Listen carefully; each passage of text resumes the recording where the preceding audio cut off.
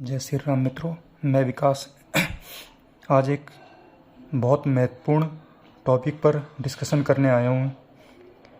जैसे कि हम देख ही रहे हैं कि 2 दिन पूर्व हमास ने इजराइल पर जल थल वायु सभी मार्ग से आक्रमण कर दिया। जैसे कि आप इस पेज पे देख पा रहे हो, वैसे इस पेज पे जितनी भी चीज़ें लिखी हुई हैं वो मोस्ट इम्पोर्टेंट है आईएएस प्रीलिम्स के लिए, जो कि 2024 में आयोजित होने जा रहा है। तो हम एक मतलब 1 बाय 1 करके डिस्कस करते हैं। तो हम जैसे लोकेशन देखते हैं, जैसे गाजा स्ट्रिप और इसके पास भूमध्य सागर से मतलब उन्होंने अटैक करा है इजराइल के ऊपर अलग अलग लोकेशन से। तो मेडिटेरेनियन सी भी इम्पोर्टेंट हो जाता है, इजराइल के आसपास के कंट्रीज भी इम्पोर्टेंट हो जाते हैं, जोग्राफिकल लोकेशंस भी इम्पोर्टेंट हो जाती हैं। और आईएएस एग्ज़ाम में हमेशा मतलब इस तरह के क्वेश्चंस पूछे जा रहे हैं लगातार। तो हम जैसे डिस्कस करते हैं, जैसे फॉर एग्ज़ाम्पल जैसे कई बार मैचिंग वाले क्वेश्चंस पूछ लिए जाते हैं। जैसे अपन को जैसे दे देगा, जैसे हमास कौन है, जैसे तो वो है फिलिस्तीनी संगठन जिसने अभी अटैक करा है गाजा स्ट्रिप से तथा अन्य लोकेशन से इजराइल के ऊपर। हिजबुल्ला कौन है, तो ये लेबनानी संगठन है। सिन बैट और मोसाद कौन है, तो ये इजराइल की खुफिया एजेंसी है।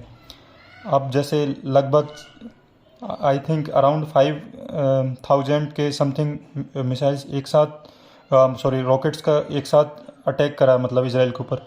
तो इनका anti ballistic missile defence system था, जिसे कि हम आयरन डोम एयर डिफेंस सिस्टम कहते हैं इजराइल का। तो वो मतलब इतना कारगर सिद्ध नहीं हो पाया एक्चुअली। एक इतनी संख्या में एक साथ अटैक होता है तो इतना मतलब कारगर मतलब व्यवस्था खराब हो ही जाती है। अब हम बात करते हैं इजराइल के समीप सीमावर्ती देश। जैसे कि हम इस नक्शे में देख ही पा रहे हैं कि यहाँ पर इजिप्ट है, जो मतलब साउथ वेस्ट डायरेक्शन में इजिप्ट दिख रहा है, और south east to east direction में जॉर्डन दिख रहा है, नॉर्थ ईस्ट में सीरिया दिख रहा है, और फिर नॉर्थ ईस्ट में लेबनान भी है। तो इस तरीके से अब क्या, जैसे पिछले 2 सालों से जैसे एक बार अफगानिस्तान के सराउंडिंग कंट्रीज़ के बारे में पूछा है आईएएस प्रीलिम्स में, एक बार यूक्रेन के सराउंडिंग कंट्रीज़ के बारे में पूछा।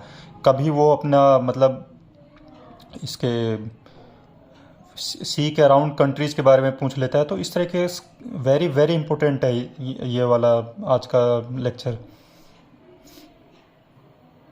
अब अब्राहम अकॉर्ड है, तो ये अभी मतलब कुछ महीने पूर्व ही संयुक्त यूएई, बहरीन और इजराइल के मध्य सिग्नेचर हुआ है to normalize ties between Arab gulf countries and Israel. अब भूमध्य सागर जिसे मेडिटेरेनियन सी है, तो उसके आसपास सराउंडिंग कंट्रीज़ क्या हैं, तो इसकी ट्रिक्स मैंने बनाई है। जैसे अब एक सिल्ट होता है, जैसे जियोलॉजिकल टर्म्स है, जोग्राफिकल भी कह सकते हैं हम सिल्ट। तो उसकी ट्रिक है, मतलब ये एशिया की कंट्रीज जो इससे भूमध्य सागर से लग रही हैं, तो सिल्ट में एस फॉर सीरिया हो गया, I for Israel, L for Lebanon and T for तुर्की। इसी प्रकार अफ्रीका का हो गया ये मेंटल।